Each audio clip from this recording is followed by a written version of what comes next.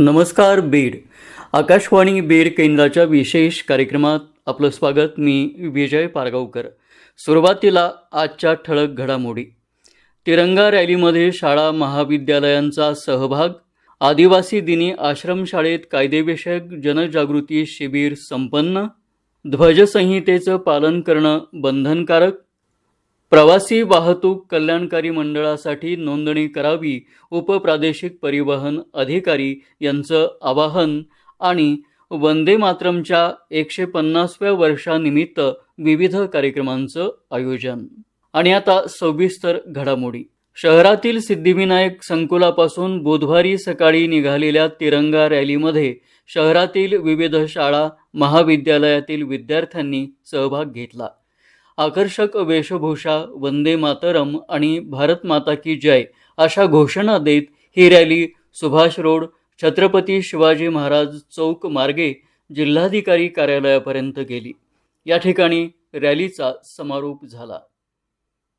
जागतिक आदिवासी दिनानिमित्त तालुक्यातील प्राथमिक आणि माध्यमिक आश्रमशाळा रामनगर छोटीवाडी इथं विधी सेवा प्राधिकरण आणि वकील संघ माजलगाव यांच्या संयुक्त विद्यमानं दिनांक 10 ऑगस्ट रोजी कायदेविषयक जनजागृती शिबिराचं आयोजन करण्यात आलं होतं.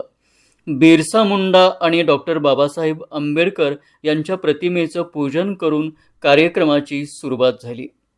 भारत सरकारच्या वतीनं देशभरात हर घर तिरंगा 2026 अभियान राबवण्यात येत आहे. राष्ट्रध्वज फडकवताना भारतीय ध्वजसंहितेतील तरतुदींचं काटेकोरपणे पालन करणं आवश्यक असून राष्ट्रध्वजाचा सन्मान आणि पावित्र्य राखण्याची विशेष दक्षता घेण्याचे निर्देशही केंद्र शासनानं दिले आहेत. त्या नियमांचं पालन करावं असं आवाहन जिल्हा प्रशासनाच्या वतीनं करण्यात आलं आहे. महाराष्ट्र शासनाच्या महत्त्वपूर्ण निर्णयानंतर आता बीड जिल्ह्यातील सर्व प्रकारच्या प्रवासी वाहन चालकांसाठी धर्मवीर आनंद दिघे साहेब महाराष्ट्र प्रवासी वाहतूक कल्याणकारी मंडळाचं सदस्यत्व खुलं करण्यात आलं आहे. तरी बीड जिल्ह्यातील पात्र चालकांनी मोठ्या संख्येनं नोंदणी करून शासनाच्या विविध कल्याणकारी योजनांचा लाभ घ्यावा असं आवाहन बीडचे उपप्रादेशिक परिवहन अधिकारी सुरेश आव्हाड यांनी केलं आहे. बीड जिल्ह्यात 9 ऑगस्ट ते 17 ऑगस्ट 2026 या कालावधीत हर घर तिरंगा अभियान मोठ्या उत्साहात राबवण्याचे निर्देश देण्यात आले आहेत.